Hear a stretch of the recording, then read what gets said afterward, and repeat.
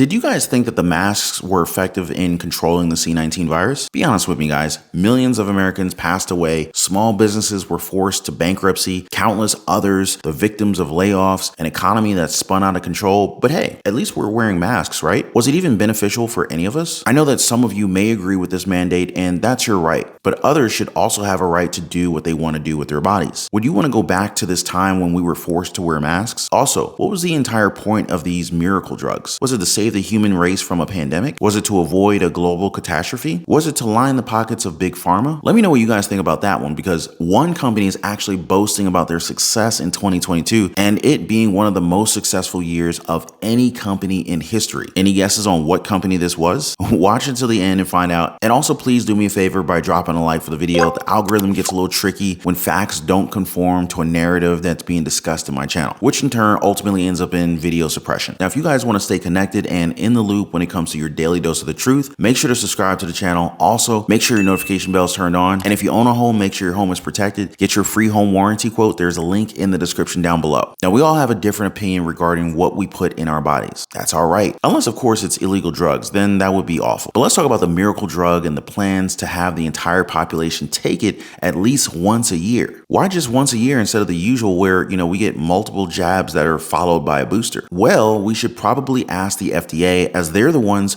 who are thinking about giving vaccines to us, kind of like how we get a flu shot. But again, back to my initial question. Weren't we told that we needed at least 2 shots before we could get a booster like the one that they're marketing? Did they suddenly change their minds? Did we enter a multiverse where vaccines didn't have to be administered like a trilogy? Pfizer CEO Albert Bourla gave a really great explanation as to why we now only need 1 shot per year. He said this when he was asked about getting regular shots. Quote, "This will not be a good scenario. What I'm hoping is that we will have a vaccine that you will have to do once a year. Once a year, it is easier to convince people to do it. It is easier for people to remember. So from a public health perspective, it is an ideal situation. We're looking to see if we can create a vaccine that covers Omicron and doesn't forget the other variants that could be a solution." End quote. Easier to convince people, huh? I get it. This is the scenario with the least resistance. Or is this the scenario where you can make the most money, as more people will be willing to get jabbed once compared to spending multiple times on a miracle drug that's only miracle was making you rich? Bourla even admitted that they've had an amazing last few years. Who would have guessed it? Of course, those 3 years have transformed Pfizer through the COVID vaccine, through Paxlovid, and a lot of your other business. The question now is, what is next for Pfizer? What can we expect from the company this year? Indeed, 2022 was by all means one of the most successful years in our corporate history, and I think one of the most successful years in every corporation. He continues to say that this isn't about the money, but the lives that they've touched. Around 1.2 billion people. Sure, Albert, it was all for the people. This wasn't at all about the profit. That was simply a byproduct. Even though corporations usually need to make money to consider themselves successful. That's why Big Pharma exists, right? These aren't not-for-profit companies, just to help the people and not to enrich themselves. Which is why I find it odd that you had nothing to say to Rebel News when you were asked a completely logical question in Davos. How much money have you personally made off the? How many boosters do you think it'll take for you to be happy enough with your earnings? Nothing? Bourla clearly wasn't in the mood to boast about their company's success to the independent media. Here's something fascinating though. An FDA advisor, Dr. Paul Offit, who went with the narrative that everyone should get a jab in their arm, is now backtracking. I think we created this unrealistic expectation that this vaccine can protect against mild disease. That's not true. You mentioned that certain groups, right? They should definitely go for this vaccine, but it was marketed and it was pushed to everyone. Why? Yeah, I don't agree with that. I think that the CDC's own data, or the UK data, or the Canadian data, or the Israeli data show that really only certain groups benefit in terms of protection against severe disease. You can't. Therefore, I think those groups should be targeted. So I'm not sure why the CDC pushed forward with this.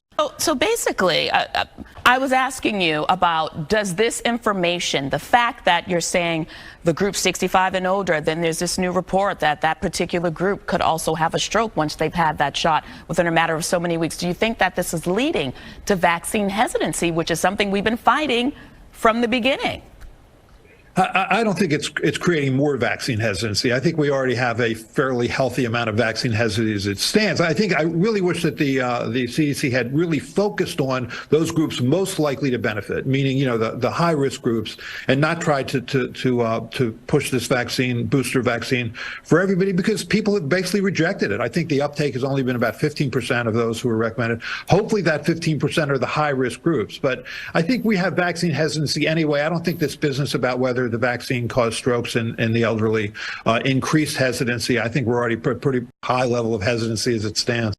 So you changed your mind? Now you want to walk back on what the CDC said? This guy's an advisor for the FDA and is now going against what he said about jabs. How crazy is that? And again, to the beginning of this video, did these mandates and miracle drugs do anything for us? Serious question. The Biden administration is determined to return the mask mandates. I'm not entirely sure why, but let's go back in time for a bit. April 2022, a Florida judge found that the CDC exceeded their authority when they mandated the wearing of masks in airlines. Flight attendants and frequent flyers were elated to hear the news. I mean, they were really, really happy.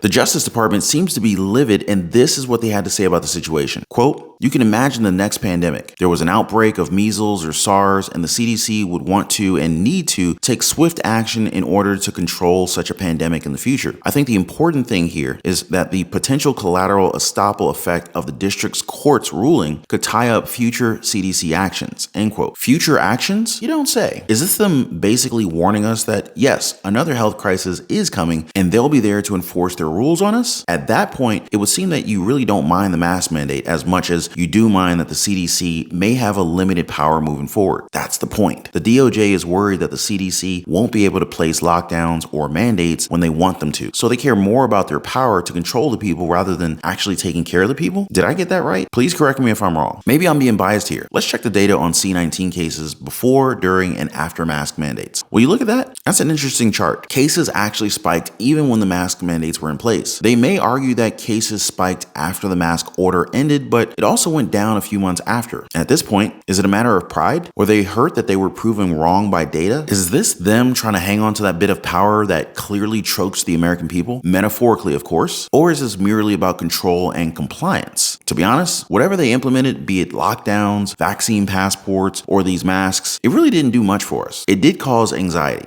A lot of small businesses filing for bankruptcy, the cash flow of average Americans weakened incredibly, and more people apply for SNAP and EBT benefits as the money that we were sent quickly dried up. But like I always mention in my videos, I'll present you guys with the facts and the data. It's up to you to decide what you think about all this. The health crisis really hasn't been kind to our wallets, and years after, we're still reeling in from the 1-2 combo of a virus and transitory inflation. This has led to businesses being forced to take on massive layoffs and Americans struggling daily. Now at this point, we can't rely on one stream of cash flow. If any of you are interested in learning to generate multiple streams of income and revenue through side hustles or small businesses, feel free to join us in the Patreon community. There's a link in the description down below. Now, before I go, please don't forget to drop a thumbs up for the video. Also subscribe for your daily dose of the truth.